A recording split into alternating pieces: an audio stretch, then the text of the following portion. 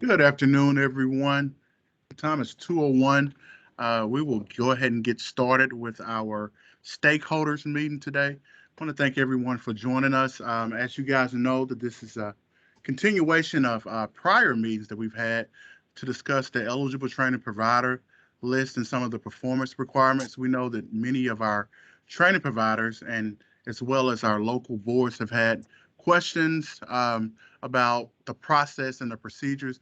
And so these meetings are designed to provide more clarity regarding some of those things. So we hope that your questions can be answered, and we'll provide information that's going to help you with the process there. I want to yield now to Beverly Lovett, Deputy Assistant Director for More Objectives, and then we'll hand it over to our presenters for the day.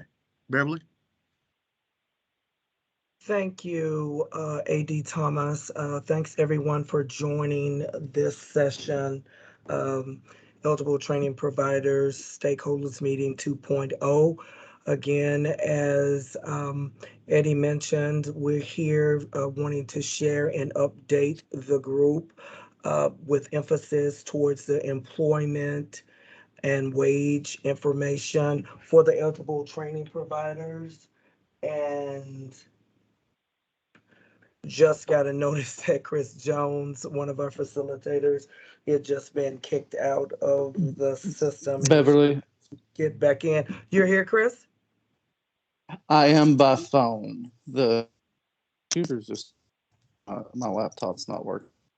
Hey, something about some configuration. Okay. I am Well, here. we'll go ahead and get started with you if you're ready.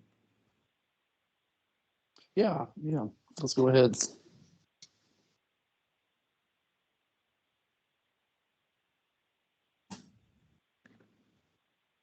And as Chris is preparing, guys, we just want to remind you that we do welcome questions and comments, and so please feel free to utilize the chat feature or the raise hand feature. And I think we also have built items on the agenda for question and answer as well. We have AD Thomas. We're actually, as a part of the agenda, we have an introduction, and then Chris will be following up on the minimum functionality for supporting required ETP participant outcomes and reporting. And then Robert Magoo will be following up on the planned approach for supporting higher education and non-higher education participants for outcomes and reporting. And then I have just a small piece on some additional ETP information. And then we have about 30 minutes scheduled for questions and answers and then final thoughts at the very end.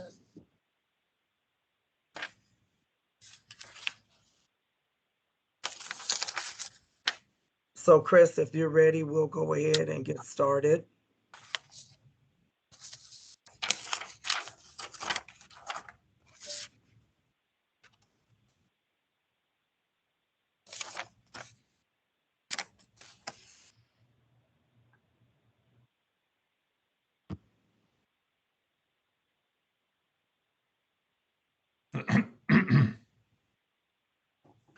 And we have someone that may be not on mute. If you are not participating, please, if you can turn that on mute, that would be great, or on audio.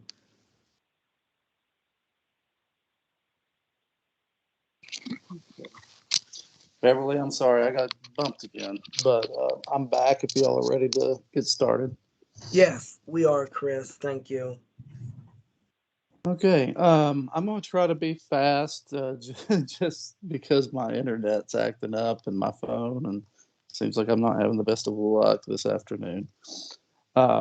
We also, like Beverly was saying, we wanted to make sure that the meeting had plenty of time for questions and answers and conversation towards the end. So the main things that I was going to go through, like the slide said, my name is Chris Jones. I'm the previous EA Assistant Director, Employment Assistance, Workforce Development, the WEOS system, basically. I administered that for about 3 years. I've got to talk to a lot of the folks in the phone call already, so you may already know me. We're trying to play catch up with some of the requirements that came out of WIOA, Workforce Innovation and Opportunity Act. We received waivers for 2 years that allowed us to bypass a new requirement to have performance measures basically on all students, not just students that were in our programs. The reporting requirements for those individuals closely mirrored that for WIOA participants. So on this first slide, I kind of have some of those laid out in the guidance, which we have on the left. They had recommended who collects the data. I think that's pretty useful information. So we went ahead and included that in the chart as well. So on the left, we have the reporting requirements for WIOA. You can check out 10.721. The reason why we included this is because while it was really helpful that we had the waivers for a couple of years and the state was able to do that to limit the reporting requirements, DOL has put out guidance, and that transition period is now over, and we will be expected to report at least on some level for non-WIOA from here on. Robert Magoo will provide a little more information, and we'll both answer questions about exactly how we plan on doing that and making that as easy as possible for those in the meeting. But it is something that we can no longer request a waiver for. And then I've also included the TEAGL that has the reporting guidance. A TEAGL is Technical Assistance Guidance Letter, or Employment Guidance Letter. So you can check out those resources for additional information. And Beverly, would you mind go ahead and moving to the next slide, please? Sure.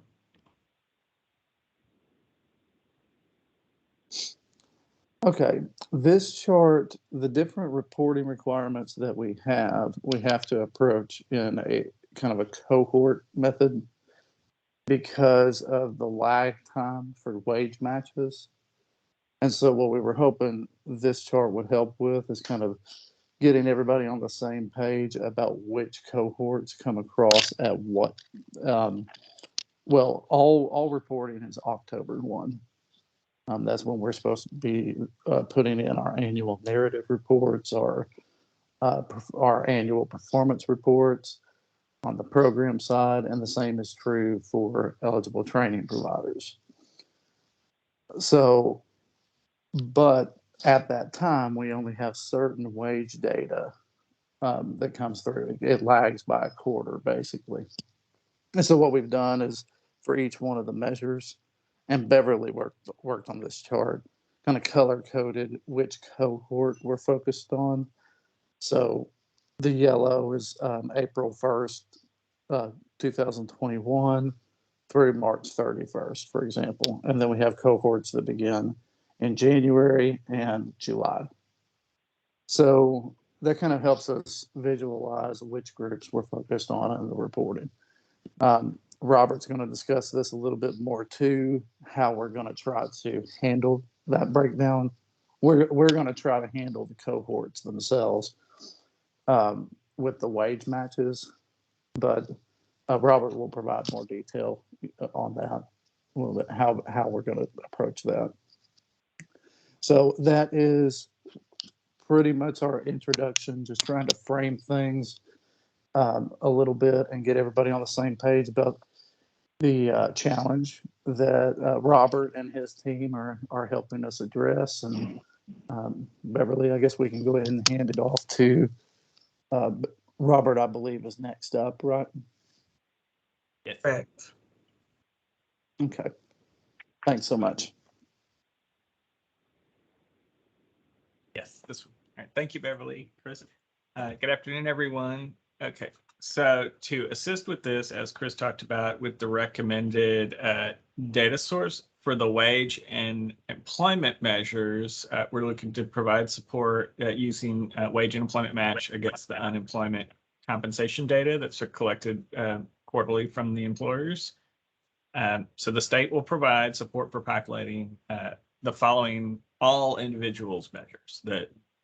So the other ones for just WEO participants are already handled through AGL, but for these, which include both WEOA and non-WEOA participants, we're going to support you with providing the number employed in the second quarter exit, the number employed in the fourth quarter after exit, and the median and average earnings.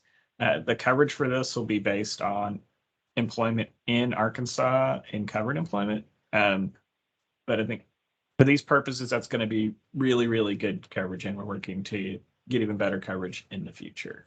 And it's going to probably be much better coverage and easier than doing surveys of participants. Beverly, if you go to the next slide.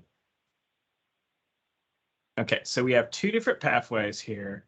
So the first sort of pathway is if you are a higher education provider, and more specifically, if you are a provider with student data in the Arkansas Higher Education Information System. So this is the student information system maintained by the Arkansas Division of Higher Education. So in those cases, which this is all Arkansas public sector 2 and 4-year universities and some other education providers are already providing their enrollment and completion data in a standard format for inclusion in the system.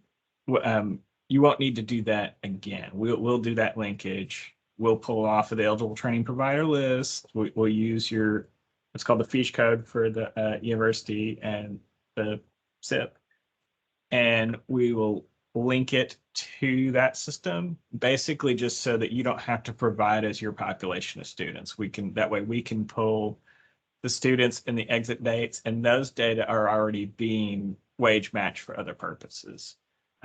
So in that case, we will provide the report back in the 9171 format for entry into AJL on or before July 1st. I see a note in the chat. What if we're a higher education provider in another state? We only have access to look at the Arkansas public universities and the participating private universities in the Arkansas Higher Education Information System. So unfortunately, at this point, we don't have visibility to do that for the others, but there is another method for doing this, so which we'll talk about in just a second. So that the key point here is less that you're a higher education provider, it's that you're a higher education provider that has data in AHES, and we could separately send out kind of a list. We're checking to see which members of the eligible training provider list would be able to use this method, in which case, we will just send you the report, but we want to make sure that everyone knows who's going to get that report and who needs to do the other method. And yes, on the question, we will provide the information in the format to be put into AJL. So it'll already be, you'll just get the report and it'll have the fields that you would plug in for the per program, per period, per provider, for the all individuals measures. We'd be matching student data for non-credit programs. I'm going to take that down to verify. Really, it depends on if the program is covered in the data submitted by the university's institution of research to the student information system. I believe I know the answer to this, but I want to verify before answering, so we can kind of get that back out and around afterwards. And please just keep the questions coming and we can take those in line. Beverly, if you would like to go to the next slide, please. Okay, regarding the use of student data, as a CDO's office, we're always very cognizant of regulatory compliance. This is data covered under FERPA, the Family Education Rights and Privacy Act. But the Department of Labor and the Department of Education have issued very clear joint guidance clarifying that this use falls under FERPA's audit and evaluation exception. So there's the information on how we're using FERPA data for the purposes of WIO audit and evaluation uses. So Beverly, next slide. Okay, this is the other path.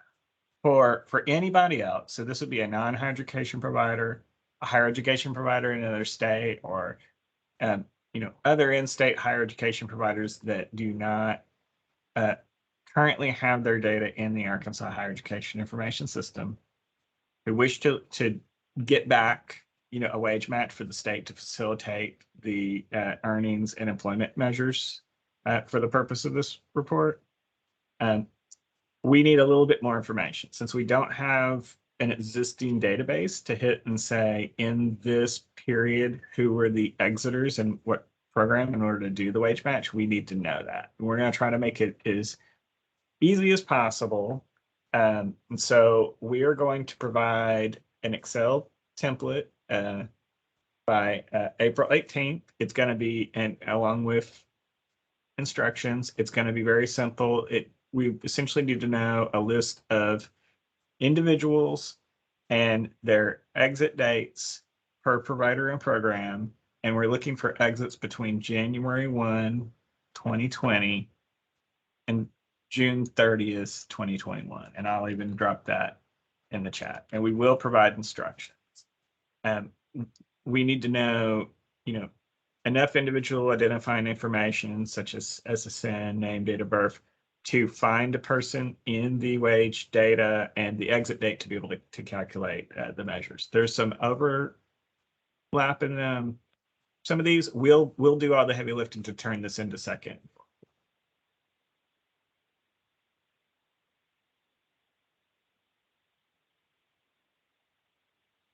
On the non-served, non-completed, we'll get individual lists and we'll be able to put it back as the aggregate measures with the counts. And there are some suppression rules, meaning that if you have a very small population, you don't report below a certain number. So all of that will be taken into account. We're going to follow the guidelines for preparing this, and so that you can type it directly into AJL. So we're going to provide the Excel template. We'll provide documentation. And then we'll make training available the second week of May, just on how to fill out the template and submit the file. To make the file submission easy, because there is personally identifiable information in the files, we can't send it via email, and we don't want to overcomplicate things with the use of file transfer software that you have to install. We're setting up a secure file transmission web portal where you can drop it without having to install anything, and it'll be encrypted and securely transmitted. And so we'll provide access to that and the instructions for using it by June 1st.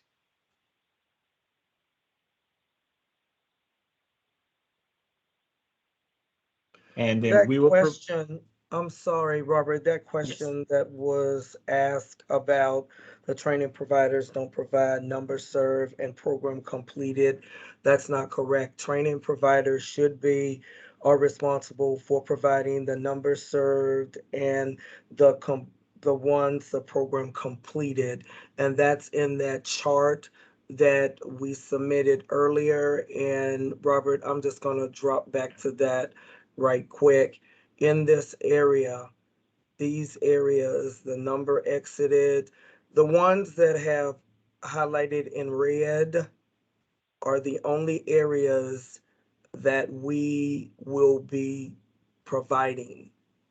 The other areas here that are in black font, the providers are responsible for entering. That's something that we've been discussing over the last few months about the 5 areas that the ADWS would be responsible for employment information. The other measures, the providers are responsible for that, Doug.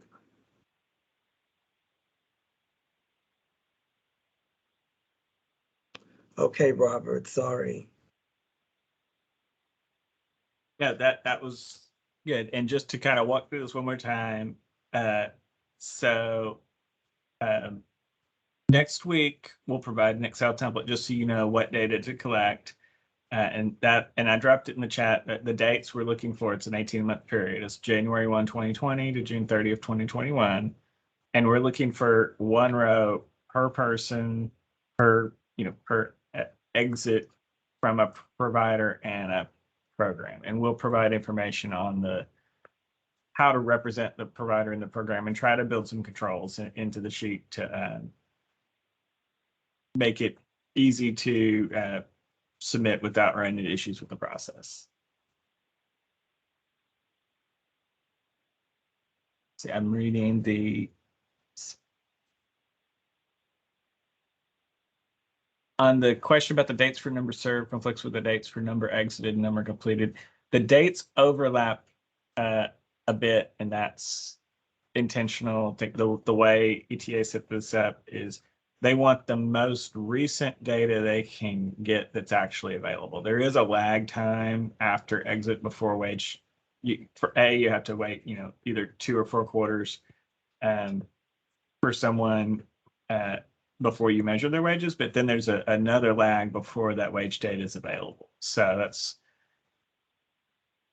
based off of the most recent data that are available, which right now is fourth quarter of 21. It's going back 2 quarters, it's going back 4 quarters, and they're both at year periods. So there's some overlap there. So we're dealing with multiple groups of people over essentially an 18-month window of time. On that, will anyone be providing SQL to extract the data? Robert will not be providing for the higher education institutions.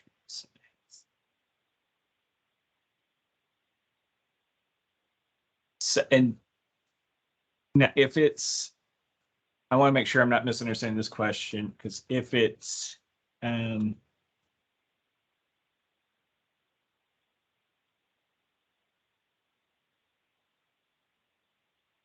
Amber, are you talking about for someone that is in AHES, how to pull the additional measures? Okay, that one we can take down to look for if you're talking about if all the data are in, UCA or in AHES, how to pull that information out of it.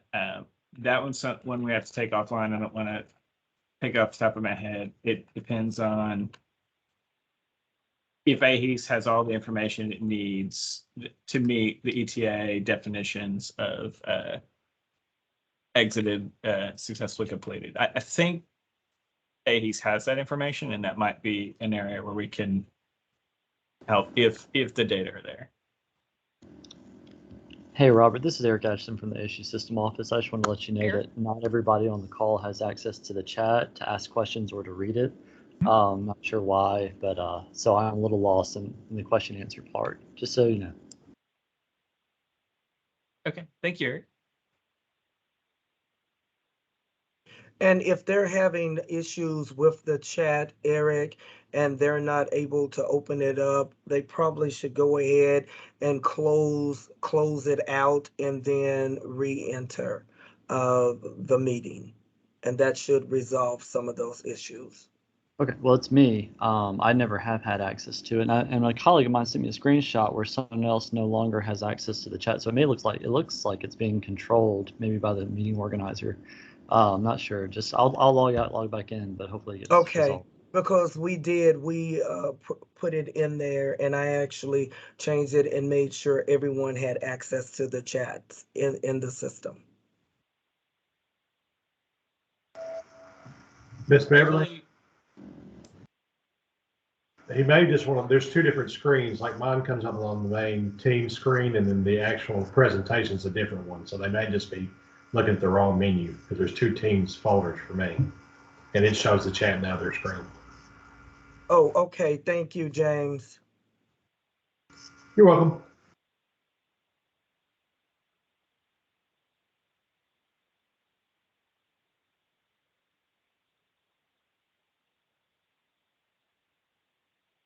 Beverly, we might want to go back up to slide 6. There's a question about we're not understanding slide 6 and how that coincides with our data.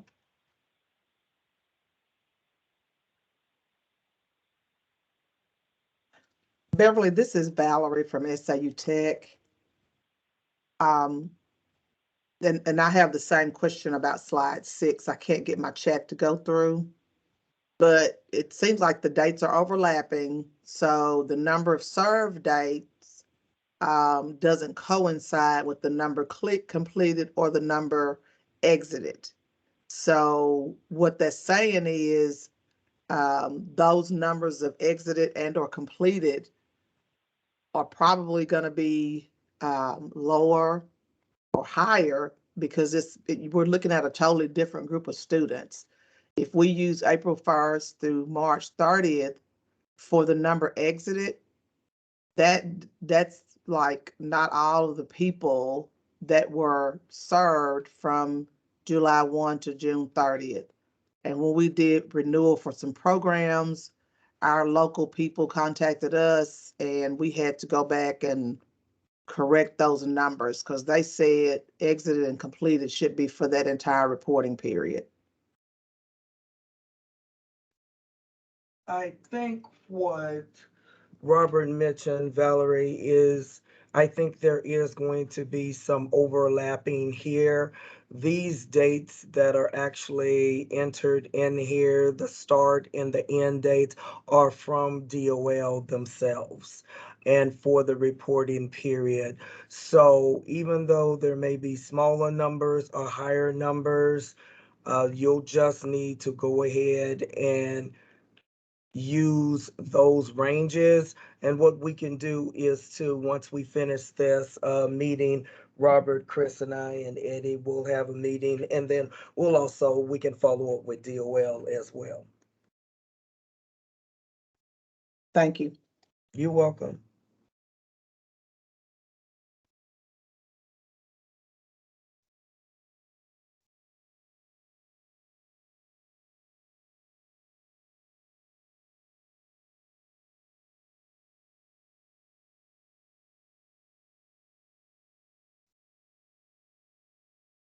Robert, I'll turn it back to you. And there's a note from Marlene. I'm sorry for saying your last name wrong. Sabasi, about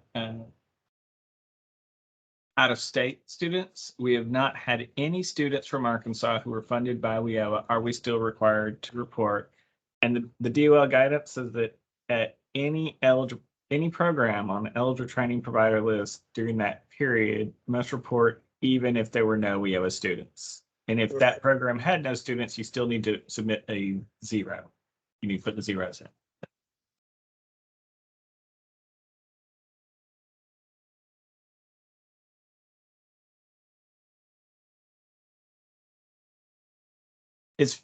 On this slide 6, I can mostly speak to the blue and the green because that's what we're supporting. Those are definitely two different groups of people. And they can overlap. Although we're going to kind of handle breaking out those cohorts. We're just going to ask for the exiters between January 1, 2020 and June 30, 2021. So that's 1.5 academic years. And we'll kind of handle the splits and breaking out into the cohorts and doing the longitudinal analysis to get it into these measures.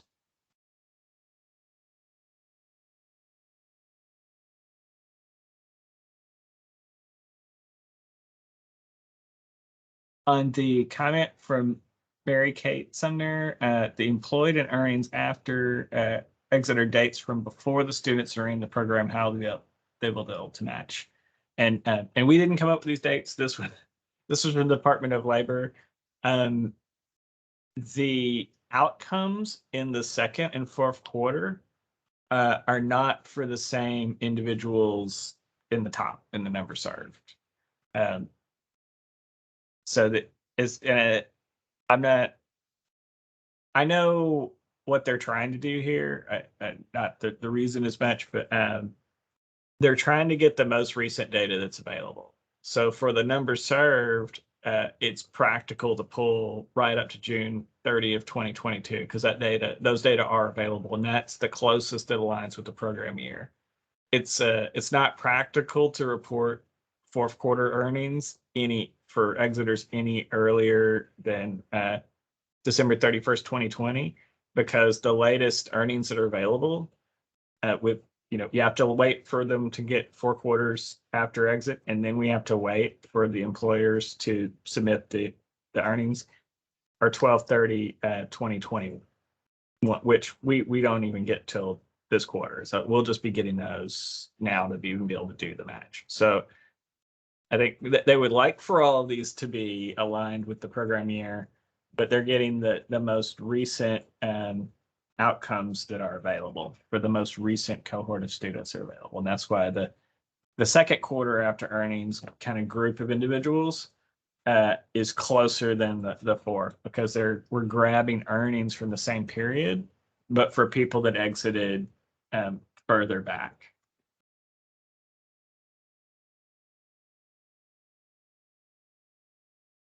And Beverly, it looks like somebody's got a hand up.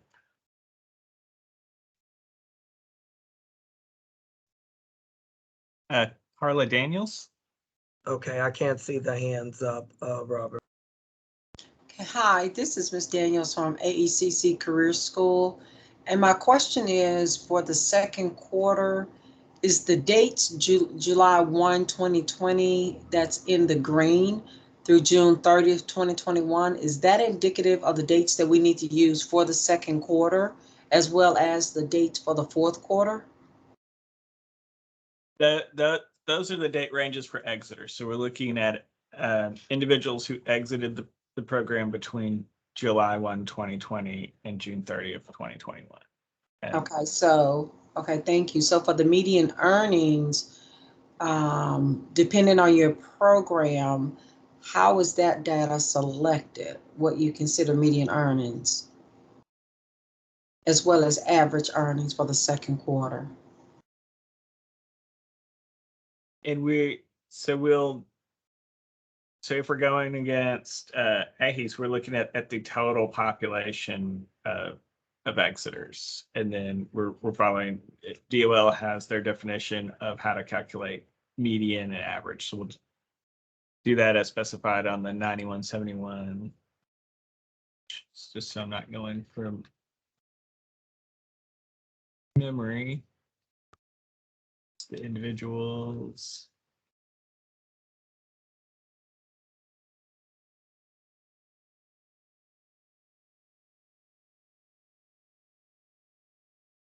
Right, and so I'm just reading directly from the ETA guidance. So for median, for all individuals in the program of study who were employed in the second quarter after exit during the reporting period, report the wage that is at the midpoint between the highest and lowest wage earned in the second quarter after exit.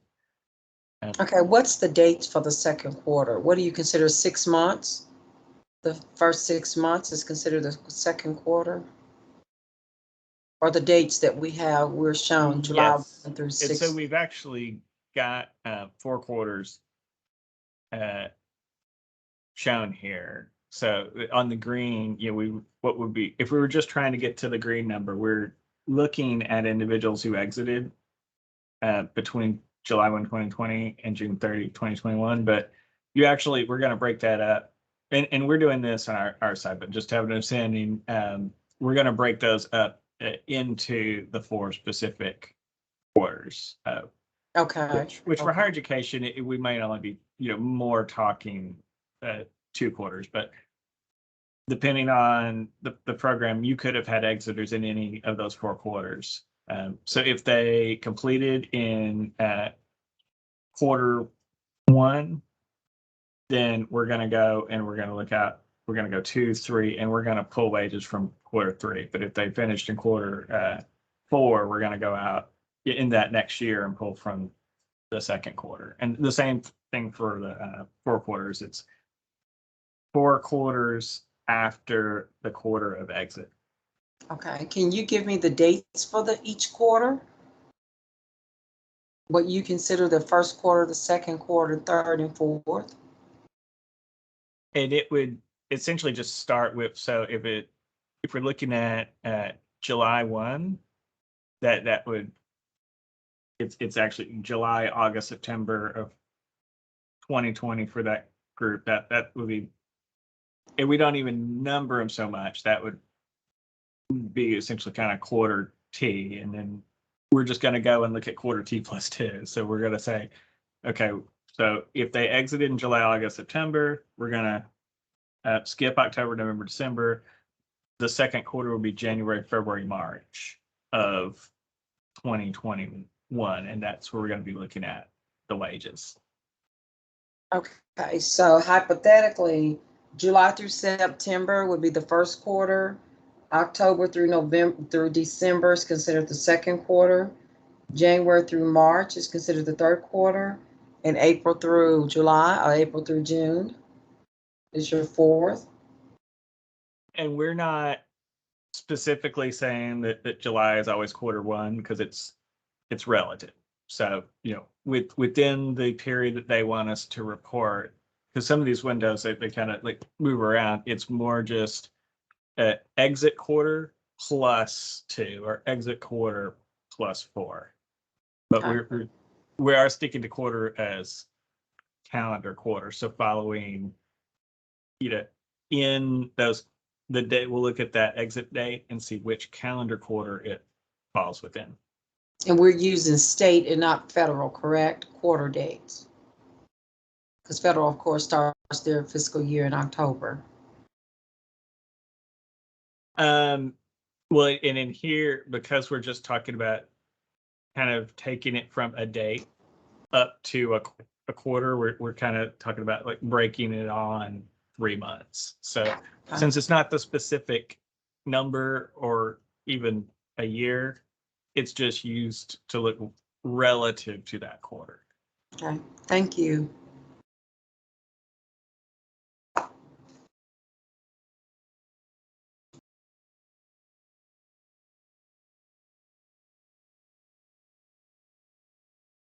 Switch back to chat.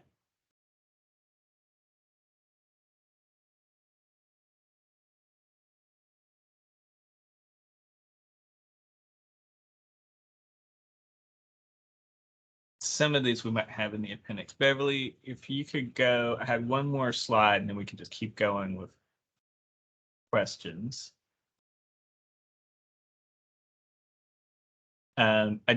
Because we're talking about, this was by data security note, just because we're talking about sensitive information with regulatory compliance, I just wanted to note that all student data is stored and analyzed on a secure server, and all personal data is encrypted and transmitted at rest. All computers are password protected.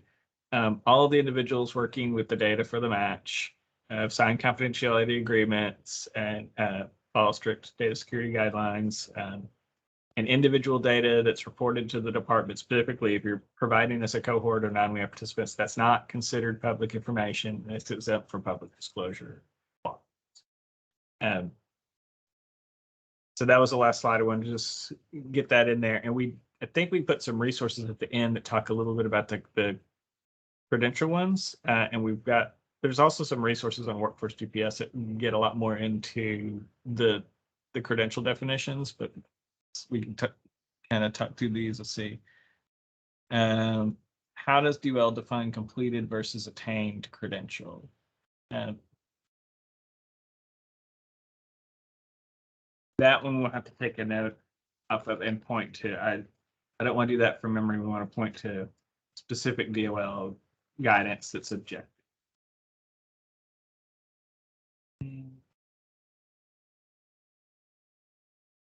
Credential line.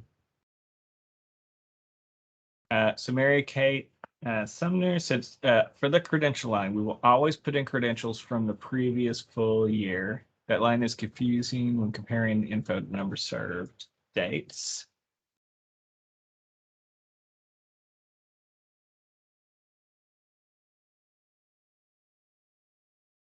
So That is completers. Yeah, so credential attainment from the wow. That's I think it's allowing. There is a lag before completion data becomes available. I think that's why that's so far before the reporting period. There's that.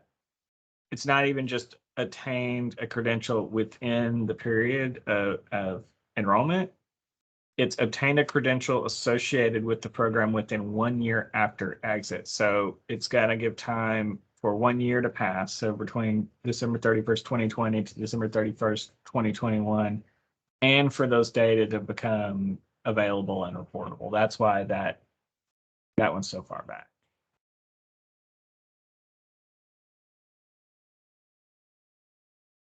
See, we can't compel participants to tell us if they obtained a credential, such as a national certification. So that information will never be accurate.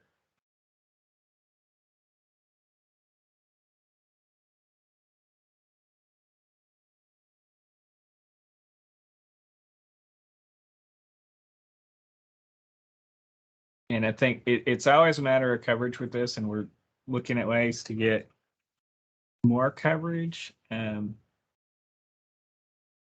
Maybe in the future, as we get more learner employee records and things like that, that might help with that. But I believe that there's always going to be some amount of coverage gap.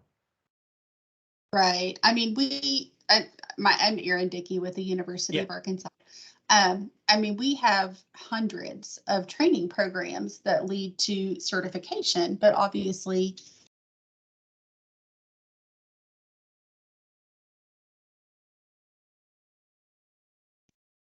Erin, we lost you. Oh, sorry. Can you hear me now? We can hear you now. Can you start over? Thank you. Yes, I can. So, and I'm not sure if everybody can see the chat, but my question was, one, I'm not sure we have the capacity to survey all of our participants to find out if they received a credential or a certification. And two, even if I could, I can't compel them to answer. And we have hundreds of programs that lead to certification. So it's just going to be really difficult to collect information and report it accurately. It's really going to be just useless, honestly, is what I feel like. It'll just be whatever information we can scrape together, but it's not really going to be accurate or reflect our programs.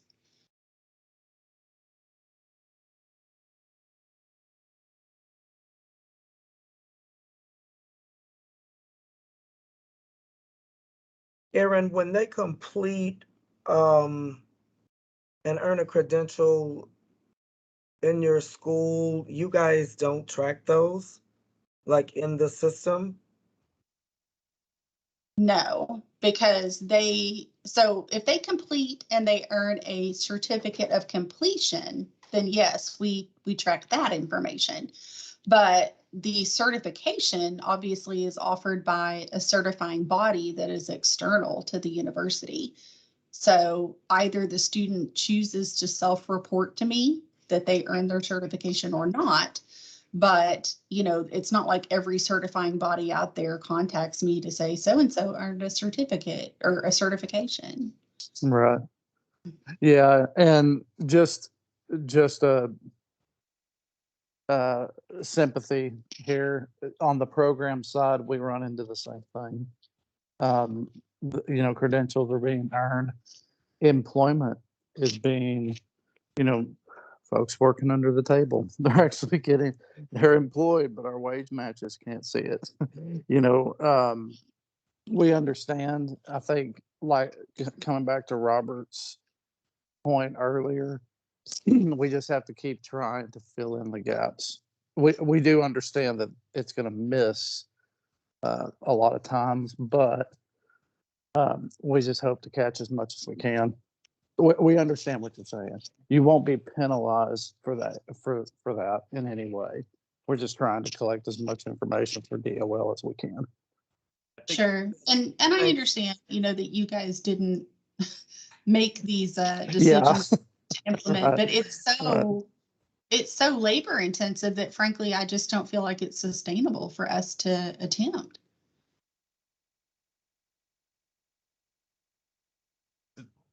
I think step one is. I think the way, go ahead, Robert. Sorry. I say step one is just compliance to stay compliant with DOL's rules with the waiver gun and then once we do this, as long as it's consistent and everyone's got similar coverage gaps, there's going to be like equity in the performance reporting, and we're always going to we're working on out of state and things like that, but like Chris mentioned, we've always got gaps in self-employed and certain types of non-covered employment. I think the important thing for this year is making sure that we're making our best effort to comply with DOL's rules and to populate these numbers, even if zero, and then to make it as accurate as it can be given the inherent limitations.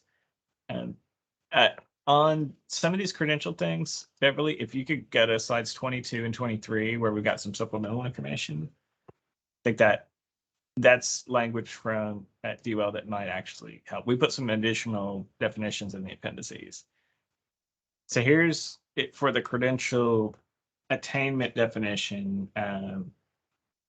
WIOA and non-WIOA exiters who completed the program of study and attained a credential associated with the program of study within 1 year after exit. This includes individuals enrolled in the program of study who either or who both attained a recognized post-secondary credential, and there's a definition for recognized, during the program or within 1 year after exit from the program, or attained a secondary school diploma or its recognized equivalent during the program or within 1 year after the program, and were employed or enrolled in an education or training program leading to a recognized post-secondary credential within 1 year after exit from the program. And then the next slide goes a little bit more into what is a recognized post-secondary credential. So for the purposes of this reporting, a recognized post-secondary credential is defined as a credential consisting of an industry recognized certificate or certification, a certificate of completion of an apprenticeship, a license recognized by the state, in this case, Arkansas, or federal government, or an associate or baccalaureate degree. A recognized post-secondary credential is awarded in recognition of an individual's attainment of measurable technical or industry occupational skills necessary to obtain employment or advance within an industry occupation. For Title IV, vocational rehabilitation, that also includes graduate degrees. For Title I, graduate degrees do not count towards credential attainment rate.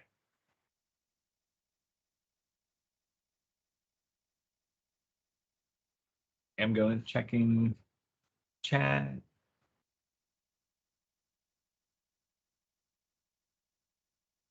On Marlene Sebastian's question, diplomas can also be considered credentials. So yeah, by this definition, those who complete or graduate, it doesn't have to be a year later. It's that you've got, at completion or within a year, will have received a credential. So it's not specifically certificates. It could be associates or bachelor's, or for Title IV, even graduate degrees.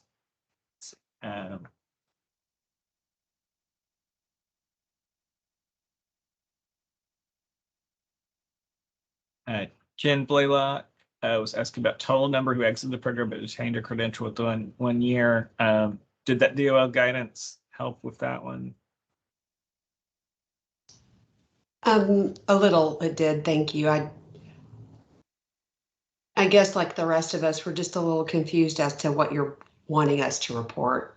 I could see someone exiting a nursing program and then taking their test after exiting the program would be applicable to that statement, but I would have already reported them as a completer with the associate's degree. So do you want me reporting the associate's degree or the licensure? and it's once per person, so the associate's degree would count. That I don't think we have it in the slide deck. There are a lot more resources on Workforce GPS and in the Teagle, but it says it's once per person, so you don't report multiple times. What if they received a technical certificate but not an associate's degree? Do you want that reported? And a certificate of proficiency, either one of those. It sounds like those are being excluded.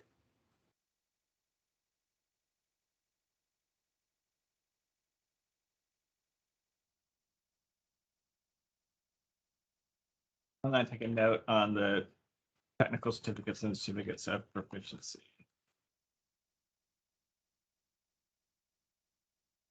We want to get official objective answers, so a couple of these we might have to just circle back to DOL and then get back out to the group.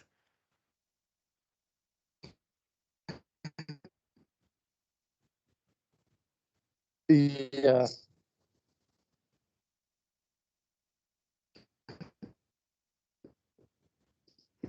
Yeah, and also we have DWS that might be able to. They spend years monitoring, and DOL comes out and monitors our understanding of the regulations.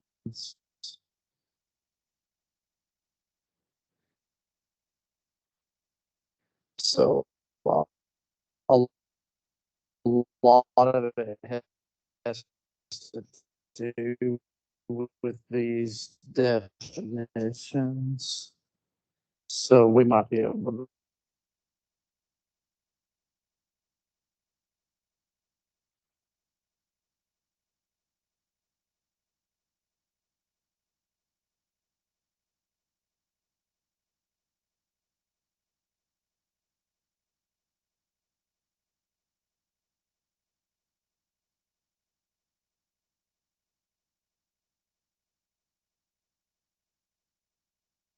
Robert, did we lose you or Chris? I'm here. I was reading the comments. So, and I see Tammy Coleman has her hand raised. Yes, I was curious if there would be any impact for us turning into the data. I know we're looking for similar gaps because we know that individuals, they may die, they may enter the military, they may be incarcerated. There's a number of factors that will impact someone actually getting into employment following a program. However, those of us on state lines, individuals complete and they may go to work in a neighboring state. So we're probably going to have bigger gaps than others. So my question was, is that going to impact our eligibility to be a continued provider when we have larger than normal gaps due to that? So I'll speak to the coverage part. We are in the process of starting to work with Swiss for multi-state data. We're talking with DOL about this now, so I can't commit to Swiss data being available for interstate coverage, but by this July.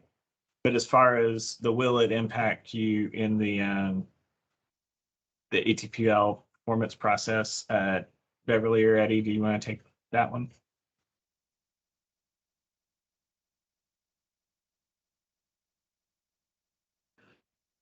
I'm sorry, I was dealing with Chris on this side. He is gotten kicked out again. He's back in.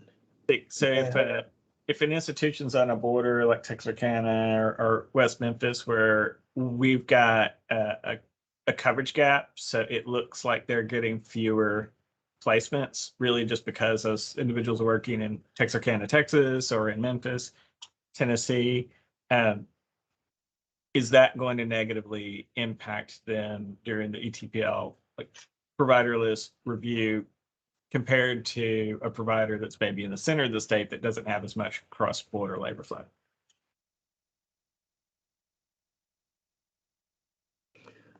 I don't think so. I don't think it will have an impact, but Again, it will just depend on what the successes are for the data received. To my understanding, we've used Swiss and its predecessor RIS, and we've used these processes for some time for WIOA reporting in general on the program side. I would assume that our contractor AJLA will also be using those same processes on the ETP side. So we can double check that, but those processes have been in place for a while. I would expect that we can still do the Swiss for WIOA clients. Definitely there. It's the non-WIOA. And Robert and I are working with the technical team with DOL to try to see if we can use Swiss data for non-WIOA. That hasn't been confirmed just yet.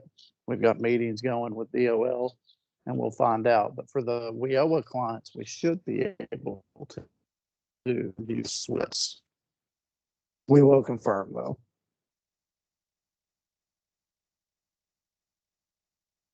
And Chris, I'm having so much trouble. Beverly, can you hear me okay? I can hear you. There was another question, I think, about from Mary Kate, but you were breaking up initially. Mary Kate, do you want to follow back up on that question?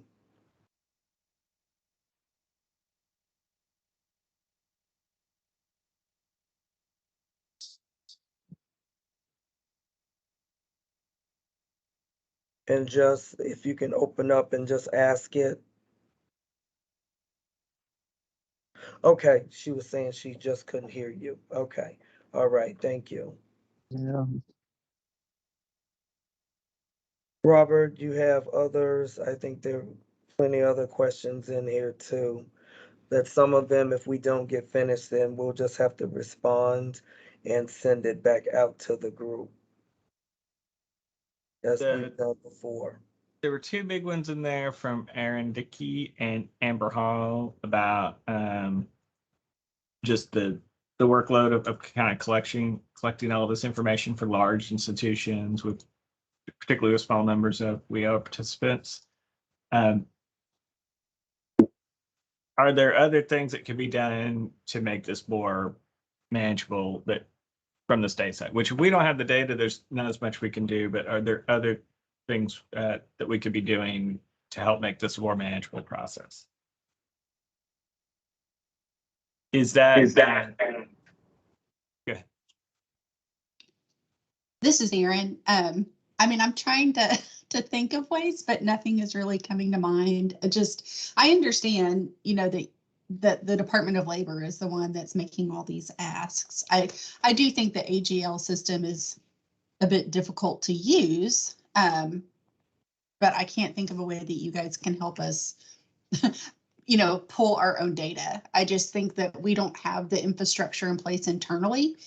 There's no easy way to collect this, and that's why it would be so labor and time intensive for us. And also, like I mentioned, unfortunately, we're getting very small enrollment numbers.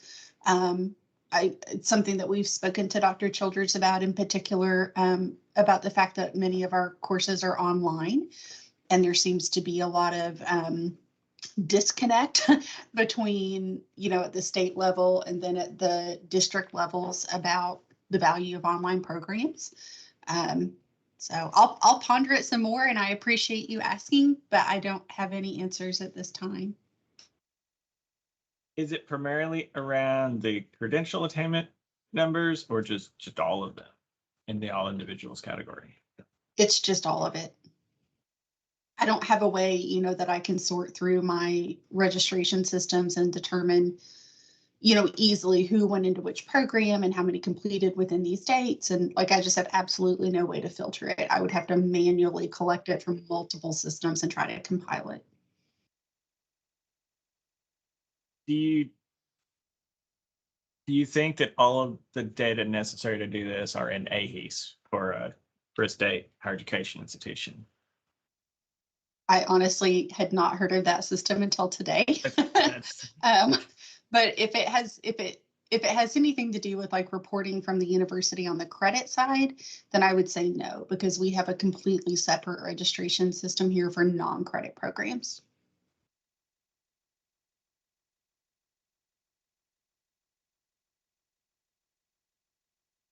Robert, yes. this is Amber Hall from UCA. I'm our president of our IR organization, Arrow, and I've talked with many of the IR people around the state who have had problems with this. One of the biggest things that I could see that would help us would be for us to come together and create scripts out of the AHE systems to collect this information. On the non-credit side, depending on the institution, we do have to report workforce data in. I know UCA does report some workforce data in, but not all of our workforce data. And so that could possibly help some of the other institutions, you know, on the workforce side. But I will say wholeheartedly, talking to pretty much everybody around the state, nobody seems to understand the dates or which group we're supposed to be looking at. So like if the number exited supposed to be the same students that we looked at for the number served. We haven't been able to get very clear answers on some of them, and it might be because we're not asking it the same way. We're speaking different languages. So we also could get some very specific contacts on who we should ask those questions to. So when I've had a problem with the AJL system, I'm not exactly sure who to ask. When I have a policy question, sometimes that should be a different person.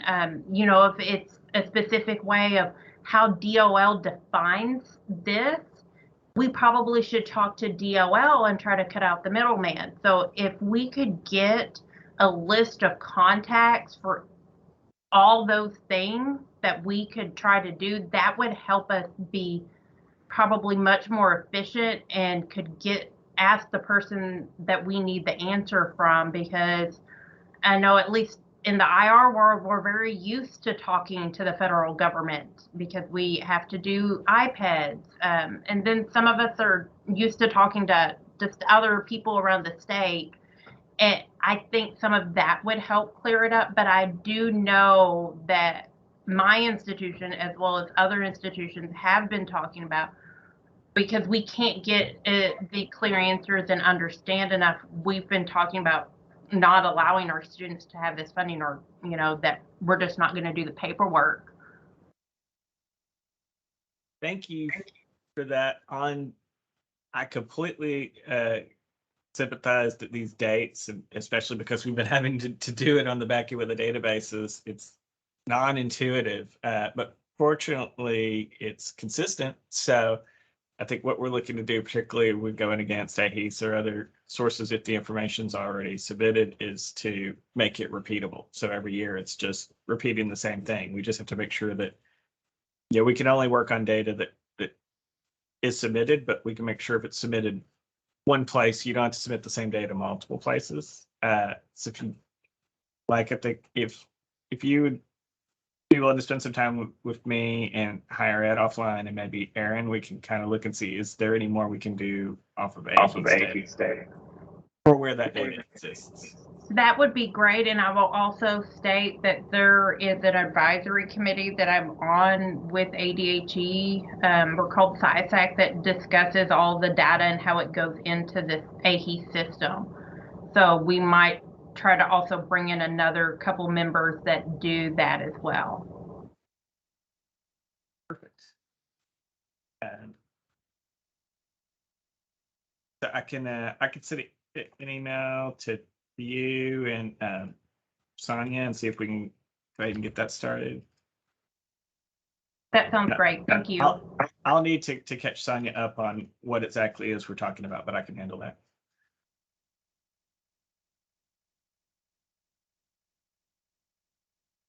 And Marlene has her hand raised. Hi. Well, my question is more out of curiosity than anything else, but I work with multiple workforce boards across the country, and some states are requiring this annual reporting and some are not. And since this is a federally funded program, I would think that all states are required, but they're not. And I'm just wondering why that would be. They've had waivers, but no state got a waiver this year. So every state is required to do this year. Well, that makes me a bit nervous because I think we're going to get notice with very little time to respond then. So I'm glad you're doing it early. Thank you. Thank you.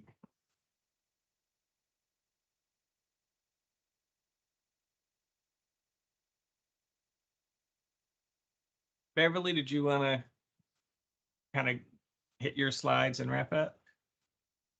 Yes, we only have one more, and that slide was regarding the approved renewal reporting period, which we have an opportunity to have a renewal period for 1 year or 2 years.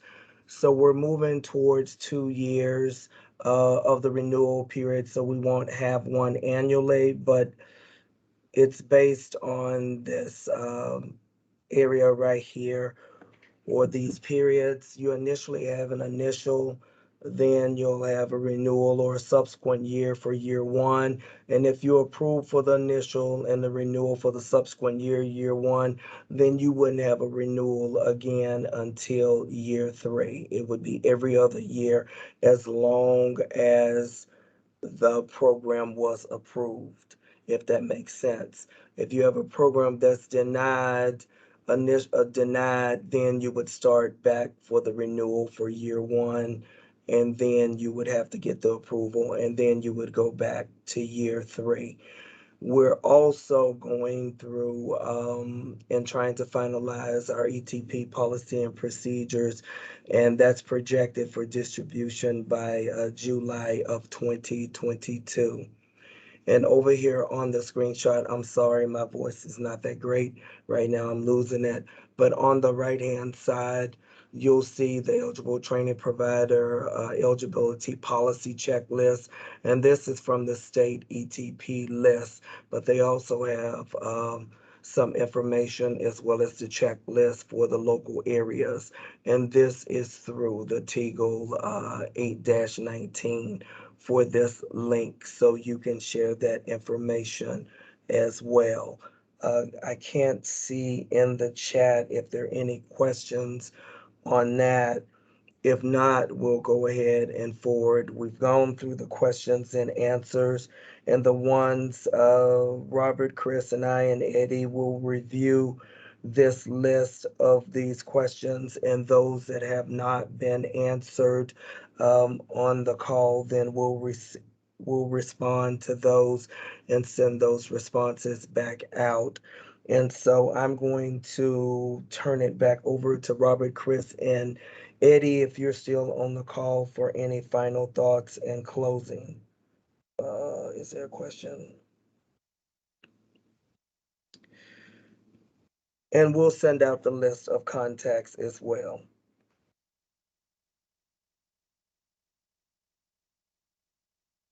Robert, Chris, are you guys still available for closing? I'm available. I've just talked enough. I was giving Cinetti a good.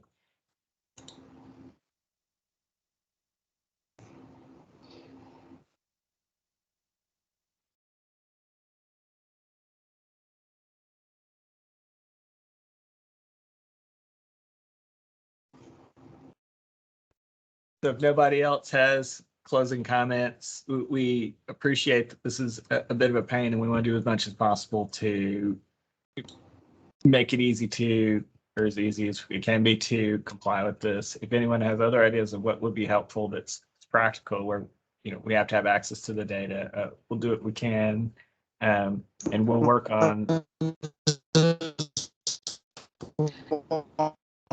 This is Ms. Daniels. Everybody. Chris, for Chris, you're breaking up really bad, Chris. We can't hear you. and apo- We can't hear you at all, Chris. You're breaking up really bad. I haven't been. Can you hear me right now? Yes, right now. Okay. I'm not, my technology is failing me today.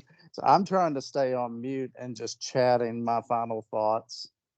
So with that, I'm gonna go ahead and go ahead and drop the call because it's obviously throwing issues. So thanks everybody. I appreciate you and I appreciate Robert's team for trying to solution this for us. Everybody have Yes. a great afternoon. I'm sorry, this is Miss Daniels with AECC Career School. May I ask one final question? Of course. This is directed to Miss Lovett. If you and I could have 5 minutes after the conference to try to settle that issue that I'm having getting into the system, I would appreciate it. Okay, we can. I actually sent you that message or followed up with you yesterday. Okay. And I got that. I was here to 7, almost 8 o'clock last night. So I just read your email actually at 7 last night. I apologize for my for any inconvenience I may have caused. Okay, that's fine. And again, any other questions that we have here that we did not respond to, we will send that back out to a response to a message to make sure that everyone receives that information. Robert, anything else before we close the call? That is it. I've got my notes on checking on 9 credit programs, completed versus attained, and the certificates, and we'll check the chat just to make sure you didn't miss anything else. Okay, and also some of those, Robert, that are in here, any of these questions that may be DOL related questions, then once we get these questions and put them together, we can also, I can send them out to DOL and ask them if they can actually follow up and provide us some guidance on this. Yes, and I've got Amber and Aaron's emails from the chat, so I'll get that ball rolling with our ed. Okay, thanks everyone. Thank you for your time and your call. Thank you.